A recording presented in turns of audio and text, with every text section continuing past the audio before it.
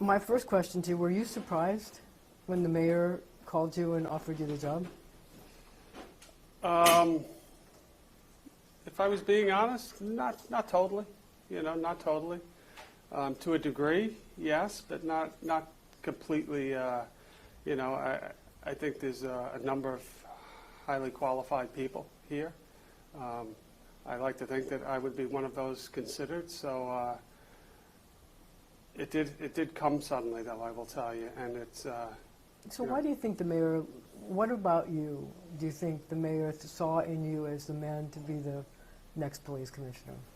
So I think since 2014, I've been on the executive staff, first under Commissioner Bratton, then under Jimmy O'Neill. During that entire time, I've had countless meetings and strategy sessions, if you will, recounting what's going on in the city with the mayor and other members of his team as well as our team jointly. But he says you're uniquely qualified, his words. Why are you? I don't like to talk about myself. I know, but we're going to try. We're going to try really hard to get you to do it. I think that, he's seen in me over the last 5 years someone that sometimes has a habit of looking at things a little differently, looking at problem from all sides. I think that's probably one of the things he saw. He called you a change agent. Well, that's flattering. I mean, I think that's generally meant as a compliment. It was a compliment. Yeah, I know. And when you think of some other people that I've heard reference that about, that's flattering. I think it's a compliment. It's also, a lot of work to come. It's an opportunity. I think that we're in a great place. I don't want people to have the misconception that New York is in need of a complete overhaul when you look at our police department. Men and women have done extraordinary work, made great sacrifice, but I think that we're situated at a point in time where we have a unique ability right now, opportunity rather, to really make something special happen. So what changes do you want to make? I think that that whole paradigm of community policing or neighborhood policing and crime and which are you going to select, and I think that we've proven that you can have both. I think we've laid the groundwork on the neighborhood police, and we really have made significant inroads. But I think that we really can push that down throughout the agency so that it's felt at a much greater scale. So your numbers, the numbers in the police department are extraordinary. I mean, crime is really at an all-time low, but not every community feels that they're part of that. And I wonder, what do you say to them, the people who see the homeless on the streets, who see people with hammers on the subway attacking other people? What do you say to them about how you can make it safer for them and where you see this police department going? And when an incident does happen, Marcia, you see it now more than you ever did before because of the proliferation of social media and news coverage. So that's a piece of this too. I would say that perception here is incredibly important. And we still do have work to do. I think we've made great strides, not just in certain parts of New York City, I would argue most parts of New York City, or if not all, in terms of pushing down traditional crime. But there still is pockets that bear an overburden of traditional crime, specifically violence and shootings. And then when you mention whether it's a park in the Bronx, which has come up and sees needles on the ground, or you see homeless, or some mental illness. I mean, these things are real situations that New Yorkers encounter, and it makes them, at times, feel unsafe. I think we can do better with some of these things, but it's going to take all New Yorkers. This is why neighborhood policing is so important. This is why the partnerships, why I traveled to Puerto Rico. This is why I went uptown earlier today, because I think that this is the great opportunity here is casting it beyond just the police department. And that's not to say that other agencies aren't doing phenomenal work. But I think that collaboration between community, clergy, other city agencies, if we get that mix right, I really think we can make even more improvements. So you went to Somos and you talked to Hispanic politicians. Countless, yeah. You went to Sharpton, to the House of Justice today to talk to Al Sharpton and leaders of the African American community. This is an opportunity to speak to New Yorkers, all New Yorkers and the minority communities you want to reach out to. So what do you want to say to them about the kind of police commissioner you're going to be? Well, that's a great question, and thank you for the opportunity. I'd like to say that I'm going to be the police commissioner for all New Yorkers, rich, poor, from the tip of Staten Island to the tip of Riverdale and the Bronx. We hear you. We know that we can do better on some issues. I also think that, I just walked down Fifth Avenue at the Veterans Day Parade to people cheering for the veterans and the police, sometimes both at the same time, because we have many police officers that are veterans. Attended a church session yesterday in Queens, welcomed with open arms. So I think that, that is the New York to me. I've worked in a variety of assignments throughout my almost 29 years.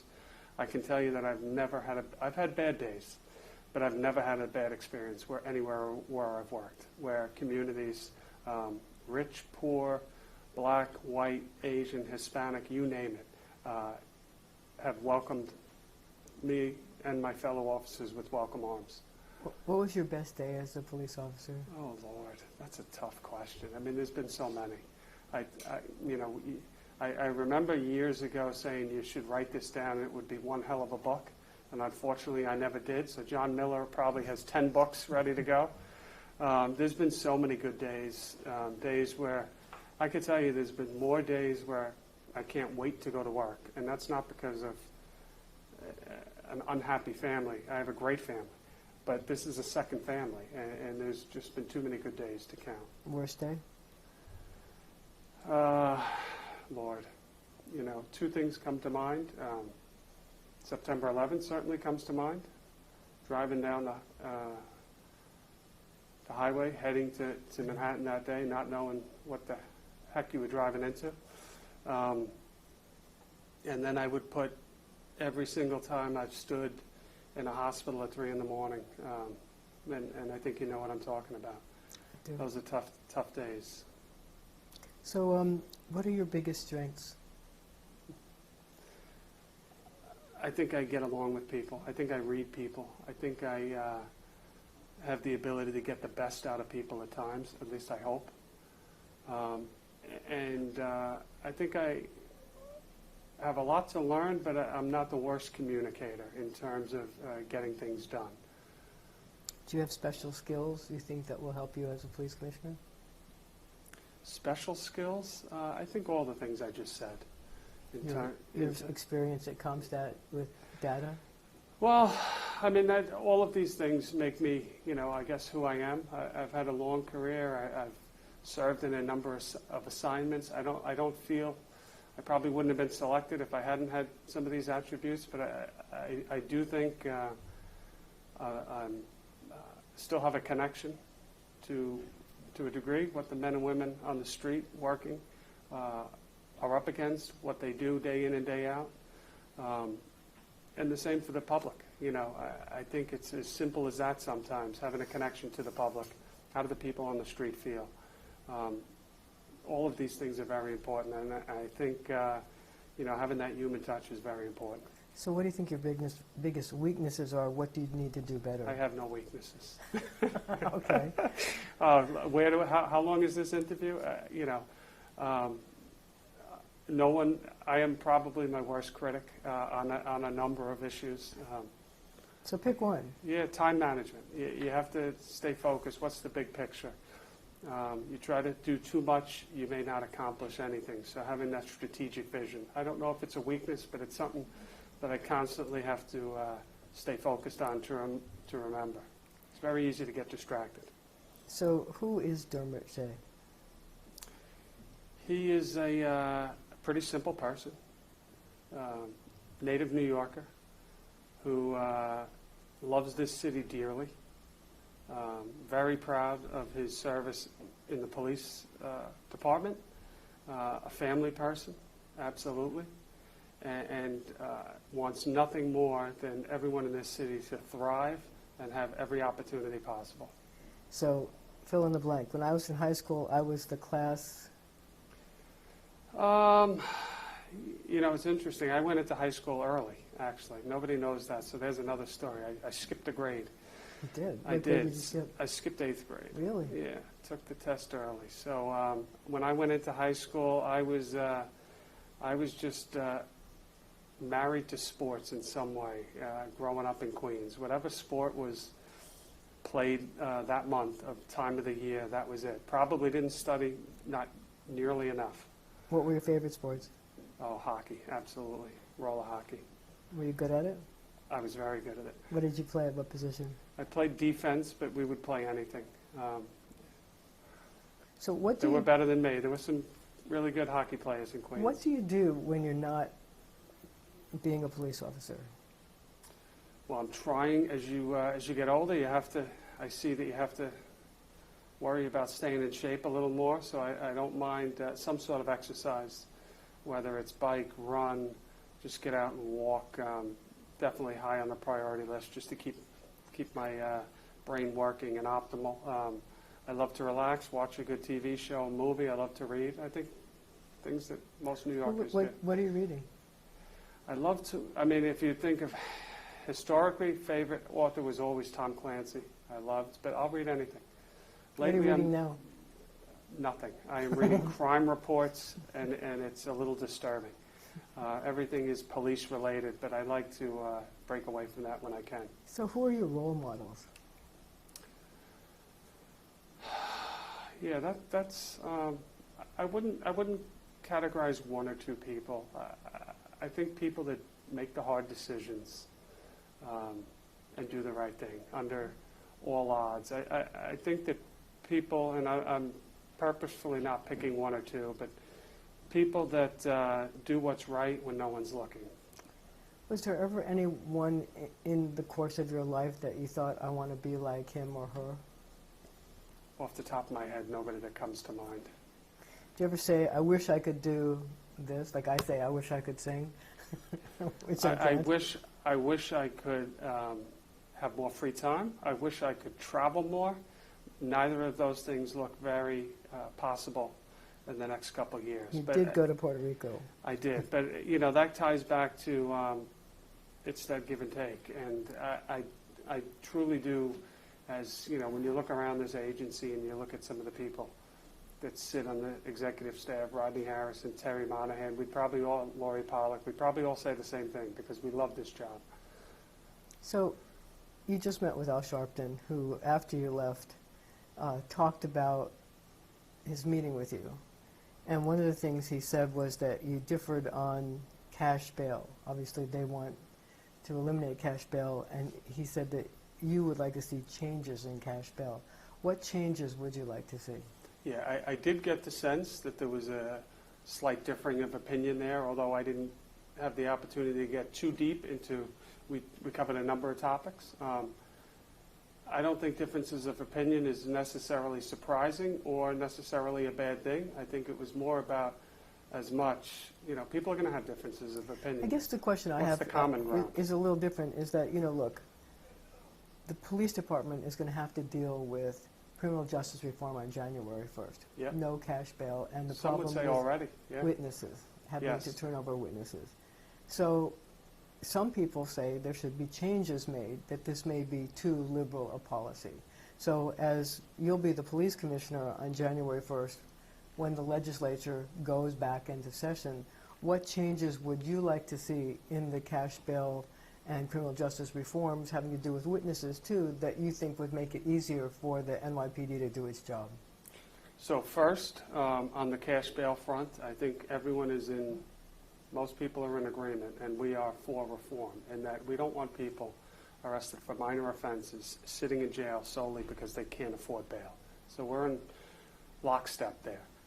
Where I would like to see the main change is anytime you swing too far, too quick, I think you run the risk of possibly some unintended consequences. And when you look at individuals arrested for defined offenses and then having a situation where they must be released with no discretion for the judge, that's where I think there's potentially some room for improvement.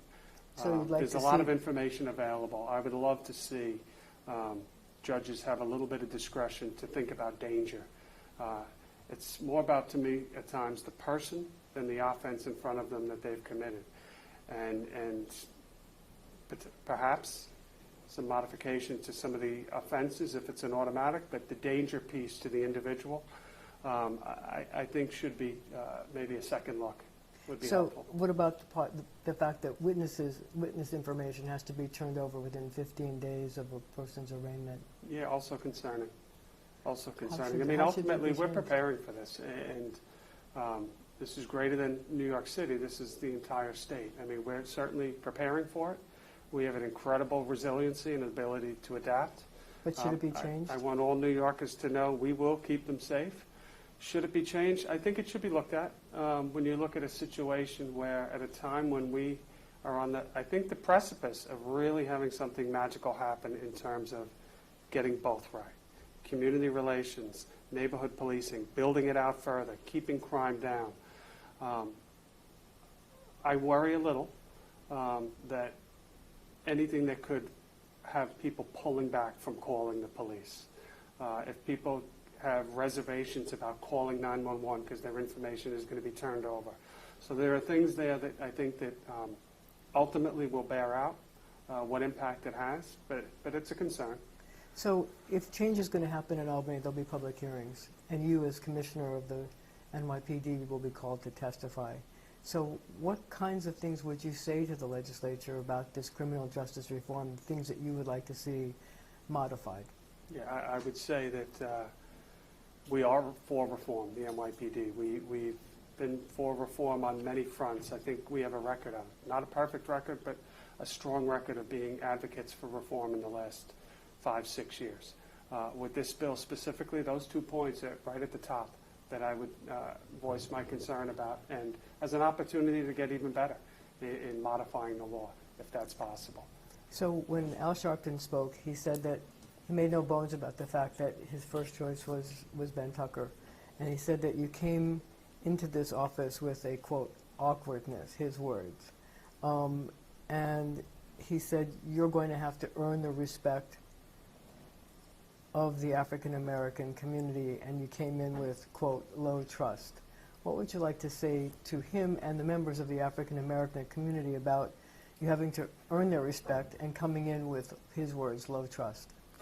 So you have about 3 different stages there, and that All right, question, so let's start you let's stretched it out. start at one. I'm sorry, it's one of my. Yeah, I think the earning the trust. I think that. Let's talk about first. He says you Yeah. have to earn the respect. I think you have to do that every day. I have no problem with that whatsoever. You know, we have great relationships with many people throughout this city, but we have at times a difficult job and an extremely rewarding job. And a statement such as that's a broad statement. I have no problem whatsoever with that. What about? I think we work to earn and keep people's trust every day. And he says there's low trust right now because he was expecting to have a minority person appointed to the job. Yeah, I wouldn't. I mean, you know, probably deserves a longer conversation. I wouldn't necessarily agree with that. I don't know that that's specifically pointed at me. Maybe it is. Me specifically having low trust. I've been working in the police department for almost 29 years. I've worked in a number of commands throughout the city. I've worked with all different ethnicities, and I've loved everywhere I've been. I have relationships with people in those communities to this day. I've never had a problem earning people's trust or keeping it. And to the low trust, I would probably disagree with that. But again, everything is perception, how it's taken. So in terms of diversity, are you planning any changes to the upper echelon of management to better reflect the diverse culture of New York City? So we were talking earlier about the whirlwind of the last 7 days. Not a lot of time to yet, but that is on the immediate horizon. Just taking an assessment of where we are. How is the organization structured? And then if there is to be any changes in the structure, do we have the people that we want in the right places?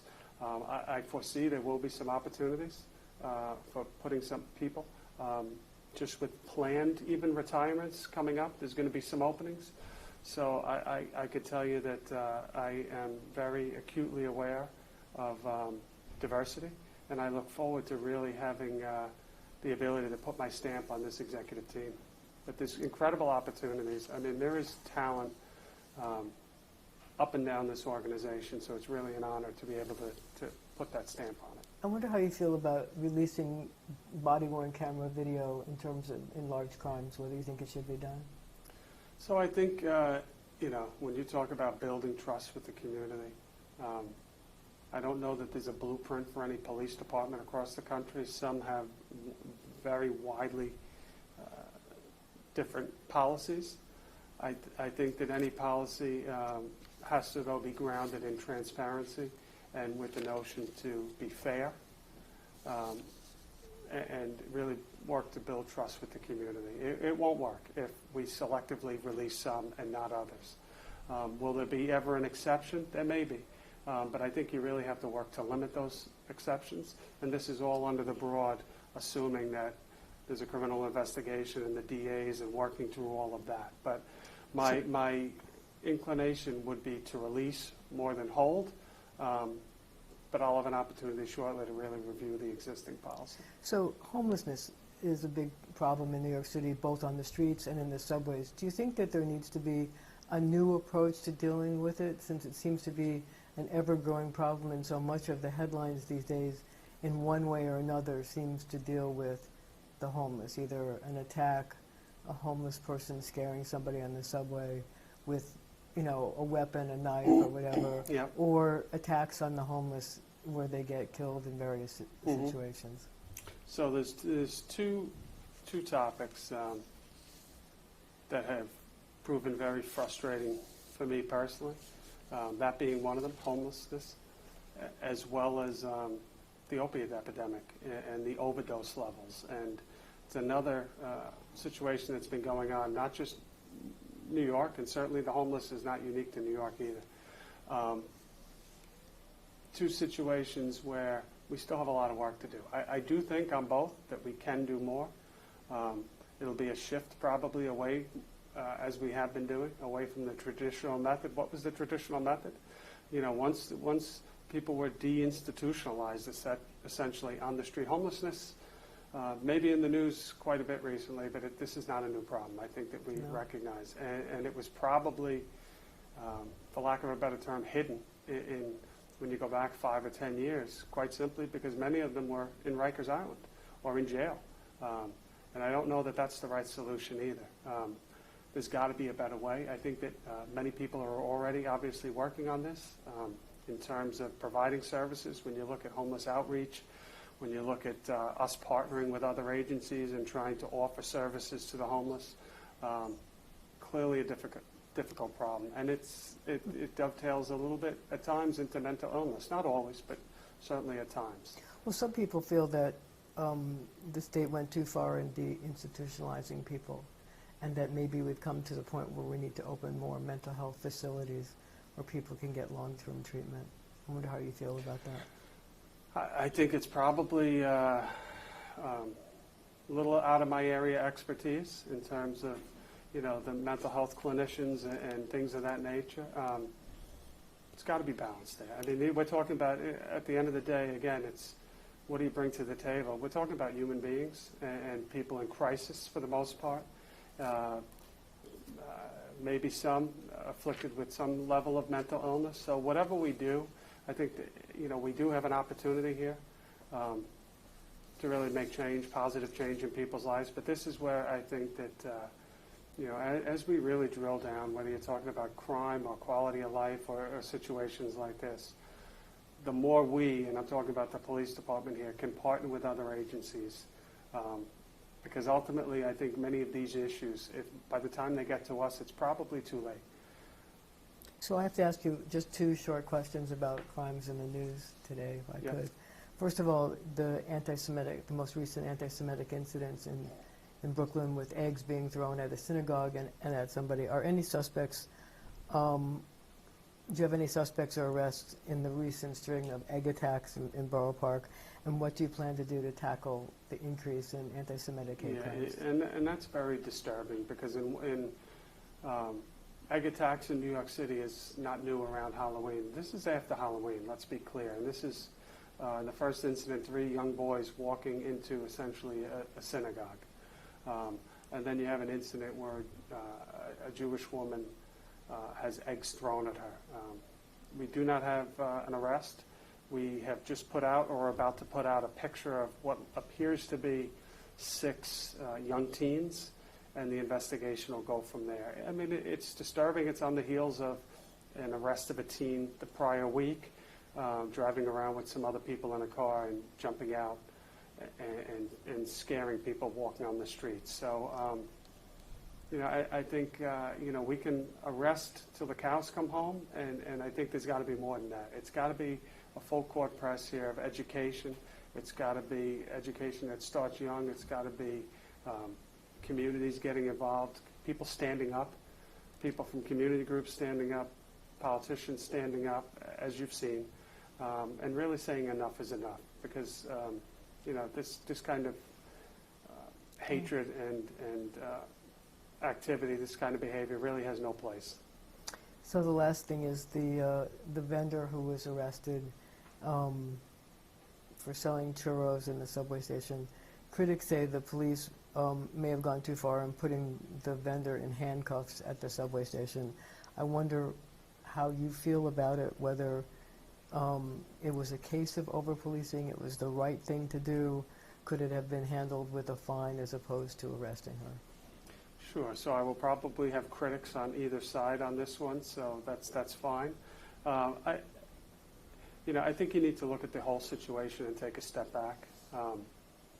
I don't know that I would say over-policing, and I say that because of this.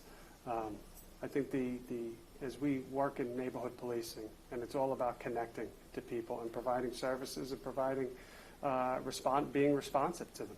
This is a situation where the station manager and other people have complained to the neighborhood coordination officers in that very district. And the complaint was essentially about illegal vending in that very station. I think the situation was tried to be corrected numerous times. Ultimately, the individual, you see a snapshot of a video. I think people sometimes need to just wait before you react, because the reality of this situation was this is an individual that was well known to the police and has been told numerous times to not sell wares in the train station. I think we would agree that operating essentially a store and food in a train station where people are walking by and we need to have free flow of pedestrians isn't optimal. Despite being told a number of times, that escalated to summonses being written 14 separate times.